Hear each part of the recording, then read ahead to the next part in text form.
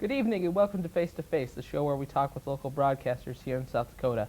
Today on the show, we're interviewing Jaine Andrews from KELO-TV. Jaine, thank you so much for being with us here today. Thanks for asking me.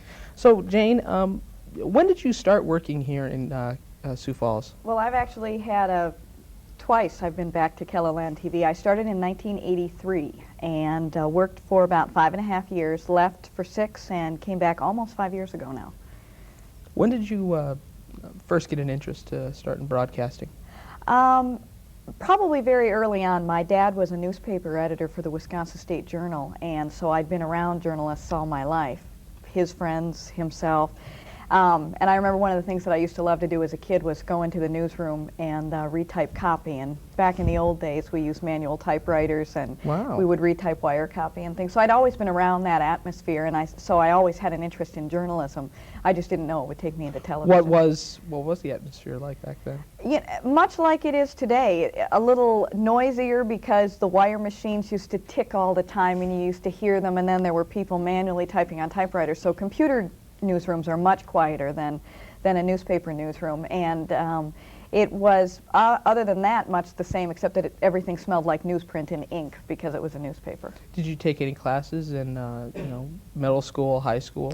Yeah, I worked on the high school newspaper, worked on the middle school newspaper, actually worked on our elementary school paper, which in those days probably involved writing one article and doing those kind of things. In fact, the first article I ever had printed in a legitimate newspaper was an editorial rebutting a column my father had done, which was discussing my social life in high school and how I thought moving to Iowa was okay now that I had a boyfriend. And so I was a little peeved by that and decided that I would rebut it in a letter to the editor, and he actually ran it. So that was the first time I actually got published in a legitimate press. What did you do for your school newspaper? I was the advertising manager, so I went out and solicited the sales, and in those days, drew up all the ads and did the placement that way and helped with the layout and things like that. Did that side of it, wrote columns, as every high school newspaper, everybody does a little bit of everything. So What things did you learn while working in high school? I think I learned right away that you had to be a real people person. You had to have a genuine interest in other people, and if you had that inherently, then you had a natural skill, I think, to be a journalist. After high school, where'd you go off to college? I went to school at Iowa State University, and I went there mainly because they were the only university in the country that owned and operated a commercial television station. And knowing I wanted to go into broadcast journalism, I wanted as true to a real experience as I could get, and WOI-TV, which was owned by Iowa State University at that time, offered me that opportunity. Did you learn a lot while in college? It was fascinating, yeah. And we were lucky in that because it was a commercial station, we got to do things like produce morning show cut-ins, things like that, and had the opportunity really to see exactly what it was like in a newsroom, and got to, taste it and feel it as real as it could be. What were the classes that were offered there in your college years? We did one class that a lot of people aren't familiar with. It's called Telecommunicative Arts, which was basically working on the performance of television. How do you interact with a camera? How do you read your script, pacing, things like that, which a lot of schools didn't offer those kind of things to their broadcast journalism. But because we actually got hands-on work with a camera, we got the chance to do that and go back and see it and see how it flowed with an audience, how they responded to some of the things that we did, because they were comparing us to journalists who were already in the field, who were legitimate, had earned their degrees, and were already being paid for what they did. You had also a few minors in college. I had quite a few minors, just because I think I wanted a varied background. I felt you needed that to be a journalist, and I really wasn't sure what area of specialization journalism was going to take me, so I had a minor in telecommunicative arts, which was more theater, I think. It felt more like theater and those kind of things. A minor in sociology, because I felt it was very important to understand people and group dynamics and things in being a journalist. And then political science, because I'd always been involved and interested with the political process. So I thought that those three things would round out my education well, and I ended up with a Bachelor of Science degree because I felt I had an interest in science, and it just ended up that my emphasis, I had a lot of courses that would go that way. What was your first job right out of college?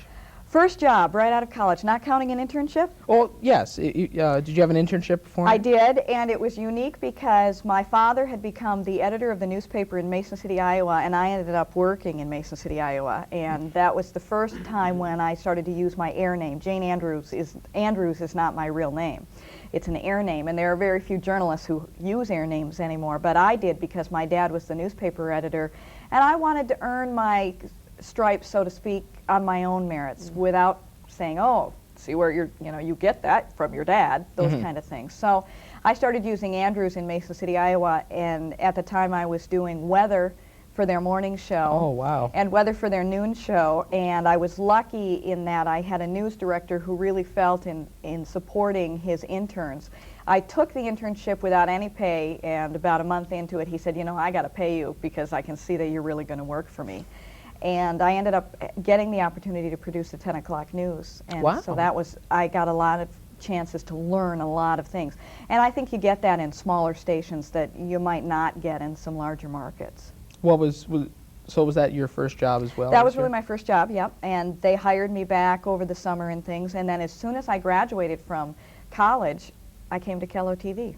Wow. In fact, my mortarboard from graduation at college has KELO's call letters on it because that was how my parents picked me out from the masses and how they knew I was going to be gainfully employed once I left college. So. When did you start working at KELO? I graduated May 21st and started working June 1st. So I had not long, about a week, and then I started right away. What were your first shifts like? I worked in the Yankton Bureau. At the time, KELO-TV had a number of bureaus throughout the area, and Yankton being one of them. Laverne, Pierre, Aberdeen, and Rapid City were the others. Wow. And so I was in Yankton, South Dakota, which meant that I was one-man banding. I shot my own video, drove the video back to Sioux Falls every day and had it edited, and then drove myself back home to Yankton at night. Jeez. So they were long days, but they were fun, and I got the opportunity to do both sides, not only put the words together, but put the pictures together with the words. So I like to think that makes me a better reporter because I've worked both sides of the camera, and it's been a wonderful learning experience. And it was something that I felt I should do. My father always taught me you need to start from the ground up, and I thought that the best way to do that was to one-man band it, and I knew it was going to be hard work. And what did you learn when you first started? I think I learned that one of the most challenging parts of this job is to be creative in terms of coming up with story ideas. I'm one person to decide what 232,000 other households are going to find interesting. That's a little intimidating when you first start out and you're not sure that everybody's going to be interested in the guy who carves duck decoys. And so you start to learn as you go that you have an awesome amount of responsibility in terms of being a journalist, and that you need to take that seriously every day, even if it's the story with the guy who carves duck decoys or it's an explosion or something at a local facility. How long were you down at the Yankton Bureau before you moved up? I was in the Yankton Bureau for 18 months, about a year and a half, and was lucky enough to get the call to ask if I wanted to come into Sioux Falls to report there. And your hope when you start in the Bureau is that I'll do this for a while, but once I've learned what to do, I hope they'll pull me into Sioux Falls. Nobody wants to get, as they say, lost in the Bureau. And so I was very lucky that in a very short amount of time I had earned enough stripes that they thought I would be a credit to the newsroom here in Sioux Falls.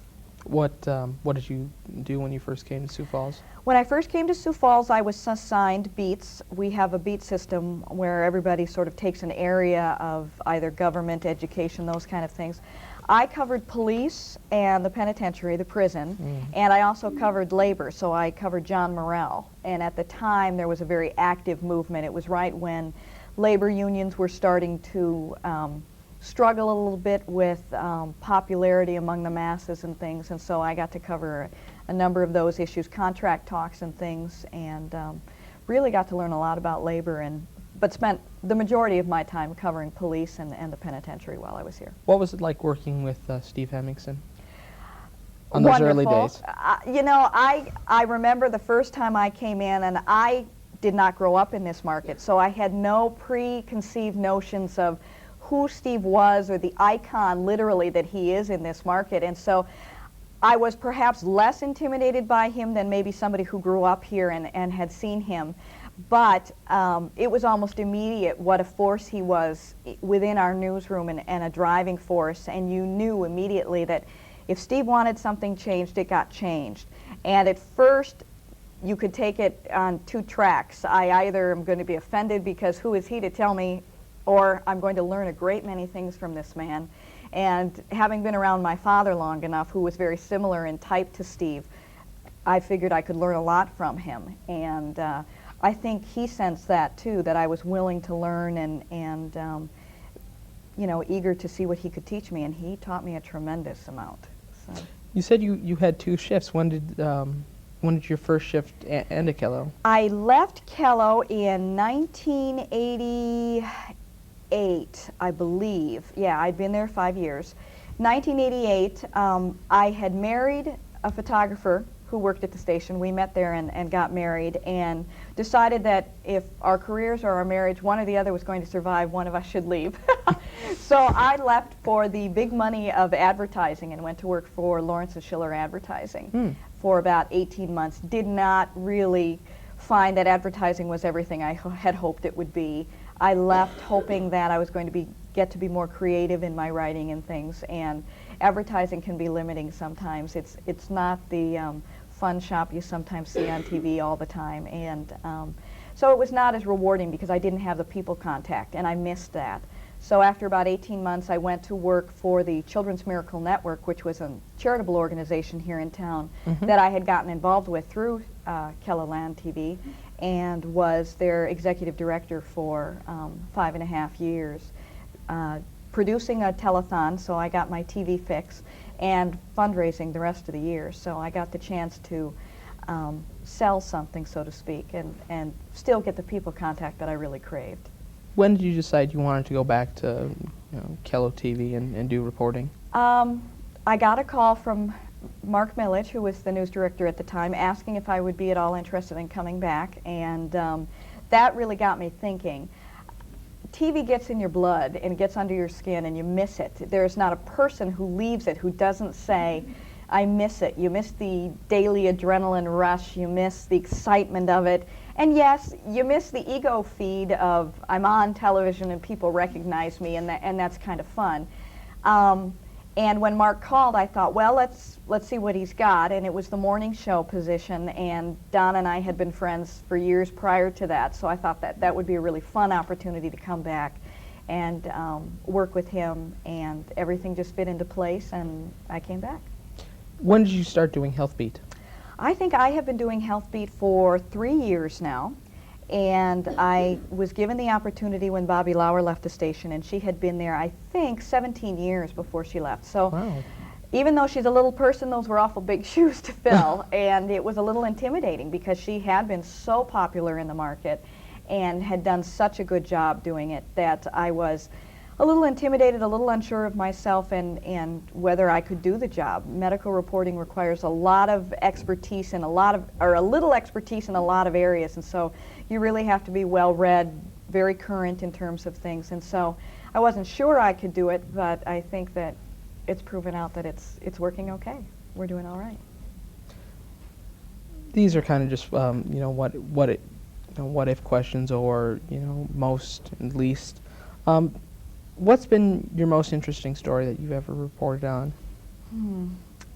I don't know that I could say I could pick any one story, but I do have to say that as a working mom, I find the stories of children probably the most endearing, because I have met some amazing children dealing with terribly debilitating illnesses or situations, and I have said it before and I'll say it again.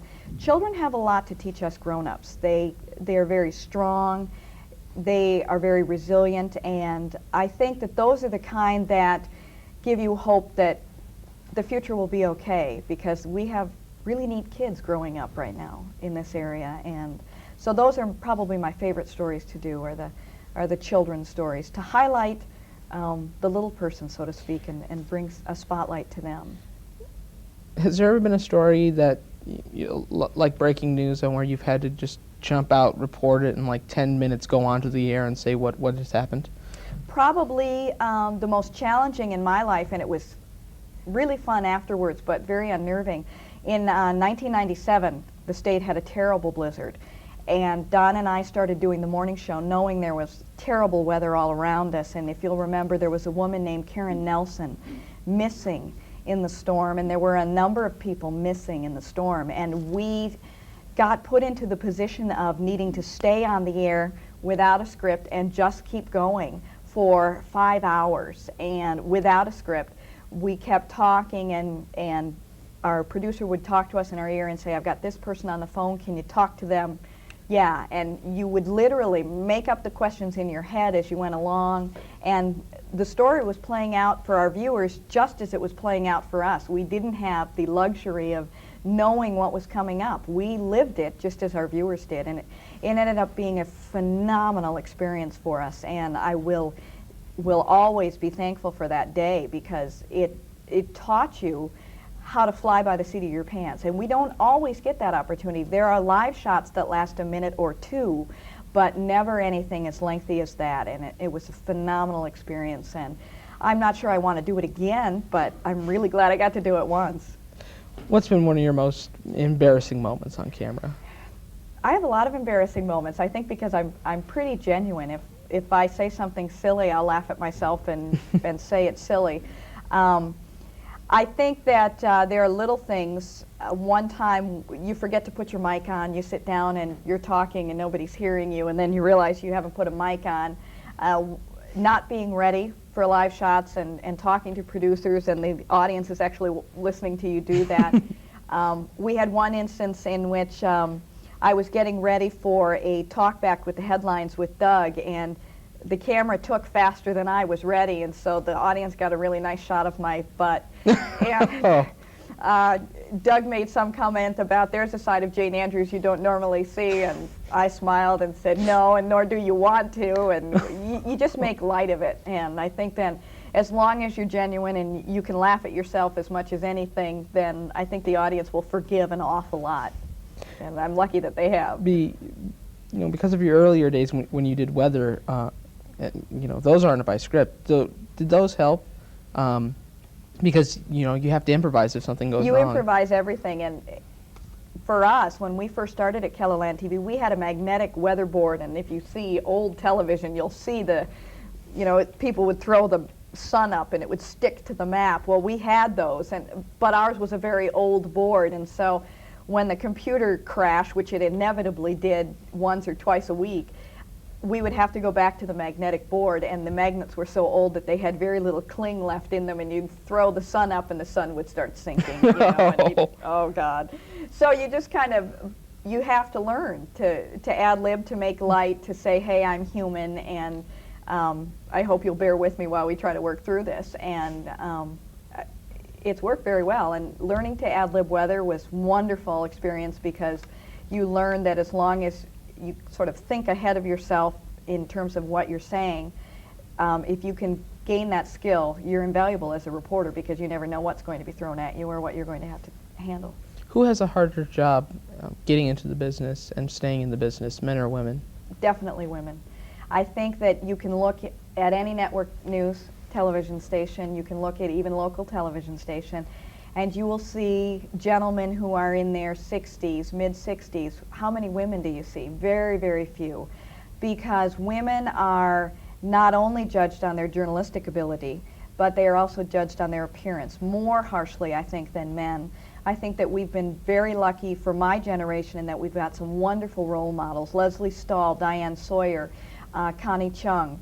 Some women who've really sort of Barbara Walters, broken that barrier in terms of they got past 40 and they didn't disappear from the screen, which prior to them had never been done. Women disappeared at the age of 40, and you brought in someone else who was younger and peppier and not graying at the temples and things. But men can gray at the temples and do those things, and I don't think that they feel the pressure that women feel. So I think it's harder for women to be in television.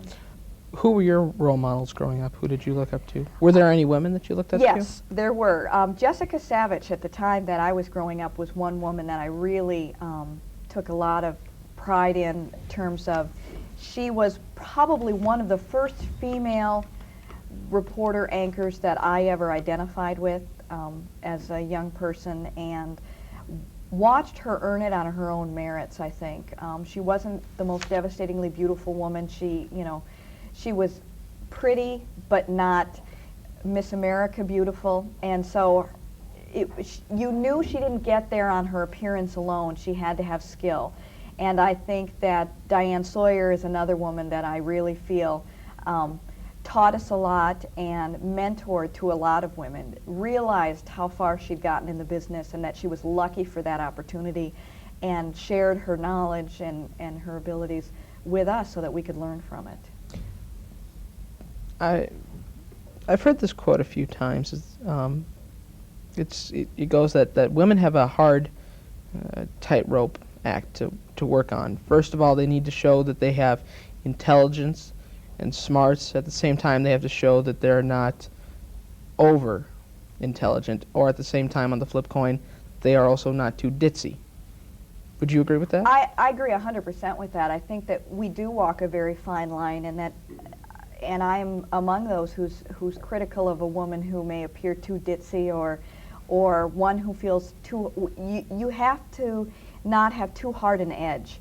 Otherwise, the audience is offended by you, and I think that's been that way probably for the last 20 years. If a woman comes off too edgy, too hard, she's labeled and put aside. I don't like her. She's standoffish. She's offensive to me in some way. And yet, if I'm not smart enough, or I come off ditzy or airheaded-ish or bubbly or too bubbly, then it's, well, I can't take her seriously because she doesn't take herself seriously. And so you do have to be who you are, I think, is probably the best advice I ever got from anybody. What's an advantage that women have over men in this business? I think we are able to, I think that people will talk to us sometimes when they won't talk to a man because they do feel that a woman might be, I don't want to say softer, but she might be more open to all sides of the coin. She might be willing to empathize with you a little bit more than a man will. I know for a fact that I had people who would talk to me because I was a woman when men had asked the same, can I talk? And they went to me because they felt more comfortable with me as a woman. And I think that I am able in some respects to get people to open up and allow their vulnerabilities to show, their emotion to show more, because they're more comfortable showing that to women than they are to men. And so I think that's a real advantage, being a woman. Is the media liberal? Are we liberal?